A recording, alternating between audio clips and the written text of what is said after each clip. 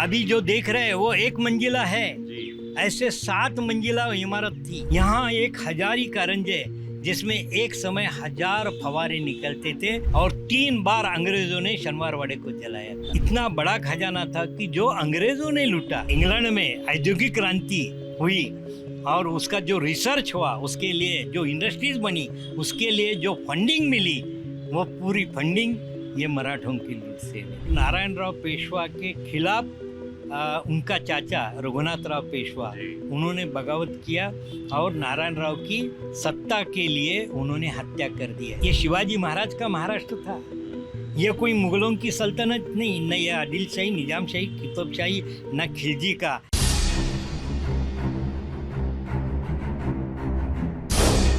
तो जैसे हम पीछे इमारत है अपने शनिवार बाड़ा पे हैं और आपने बताया कि यहीं से पूरा हिंदुस्तान का राज्य चलता था, पेशवा यहीं से चलाते थे। थोड़ा इसके बारे में बताइए, कब बना, इस किले के बारे में थोड़ा सा बताइए, क्या इस किले की खासियत है।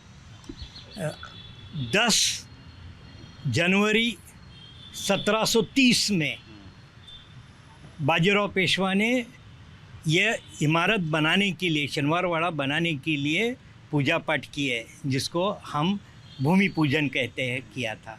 और सिर्फ 2 साल के इसमें 22 जनवरी 1732 में शनिवारवाड़े का उन्होंने जो भूमि पूजन के बाद जो शांति करते हैं वो किया है। 2 साल में उन्होंने शनिवारवाड़ा बनाया।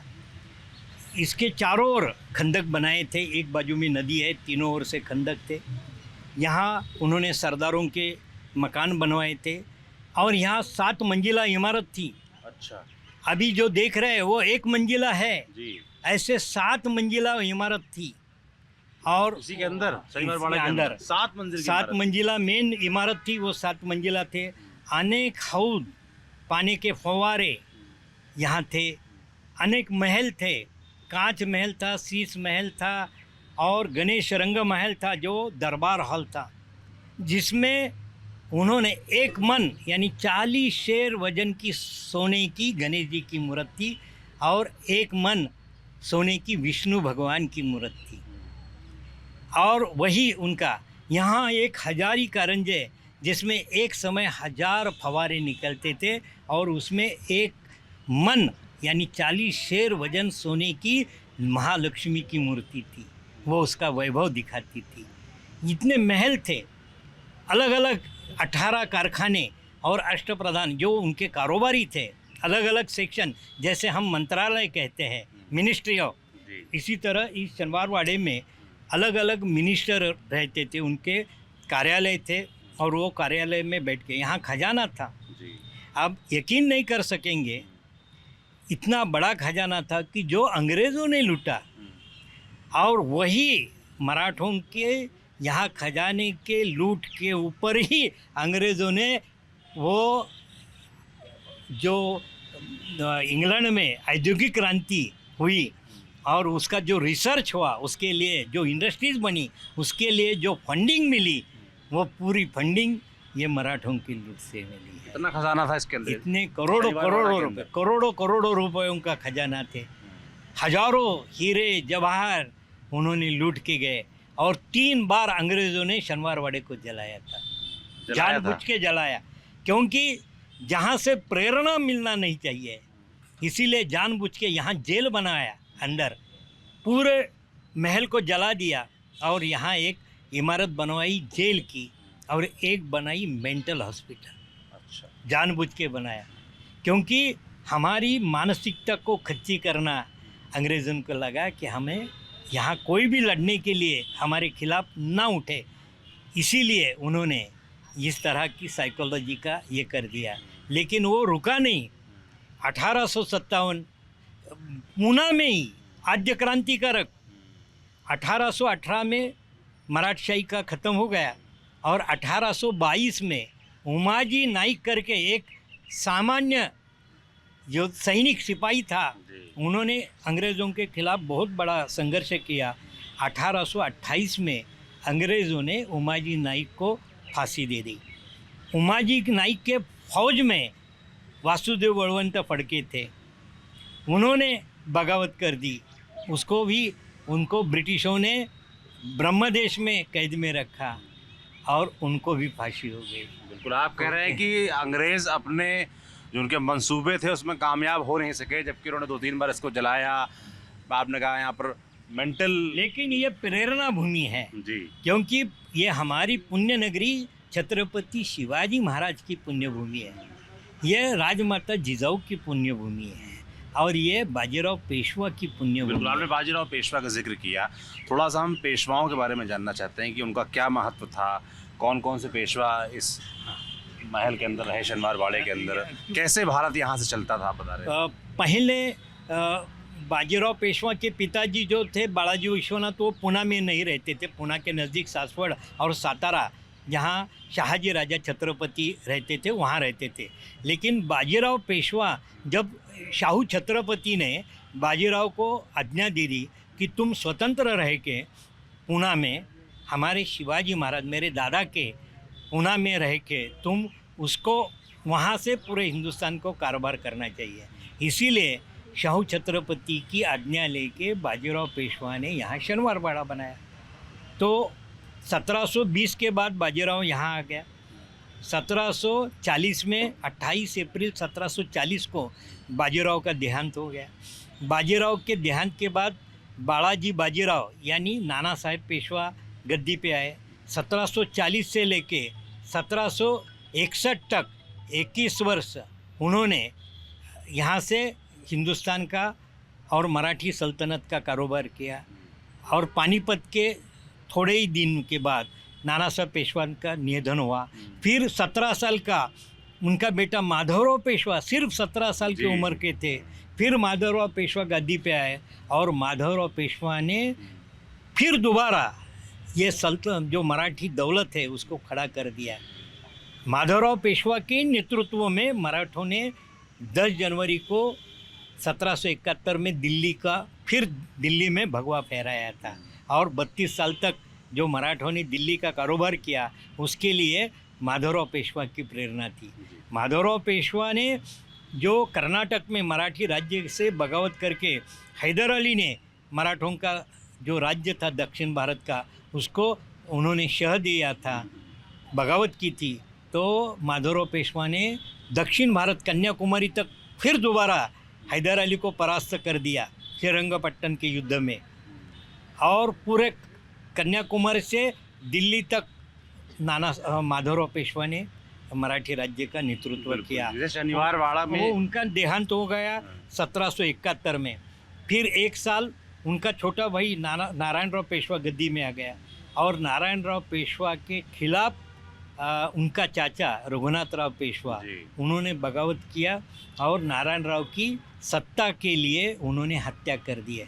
लेकिन एक बात है, ये शिवाजी महाराज का महाराष्ट्र था, ये कोई मुग़लों की सल्तनत नहीं, न ये आदिलशाही, निजामशाही, कुतुबशाही, न खिलजी का, क्योंकि हर व्यक्ति ने अपने बाप के खिलाफ किए, चाचा से, भाई को और बाप को मारे बगैर राज्य की प्राप्ति ही नहीं होती, ऐसा ही उनकी सोच थी। लेकिन मुग़लों की सोच थी। लेकिन शिवाजी महाराज के महाराष्ट्र ने ये जो रघुनाथ राव ने अपने सगे भांजे की हत्या की, वो भतीजे की हत्या की, वही रघुनाथ राव को एक सामुदायिक नेतृत्व हुआ। महाजी शिंदे, तुकोजी होलकर, नाना फडणीस, इन्होंने एक और ऐसा एक न्यायाधीश देखा हिंदुस्तान ने जिसका नाम था राम शास्त्री प्रभु ने। वो सर न्यायाधीश है, उन्होंने साक्षात रघुनाथराव पेशवा को कहा कि तुम्हें देहांत प्रायश्चित्त में किले में भरी सभा में कहा कि जो अपने भतीजे की हत्या करता है उसको, वो कोई भी हो, तुम्हें पेशवाई नहीं मिल सकती, तुम्हें मिलेगी देहांत प्रायश्चित्त की सजा।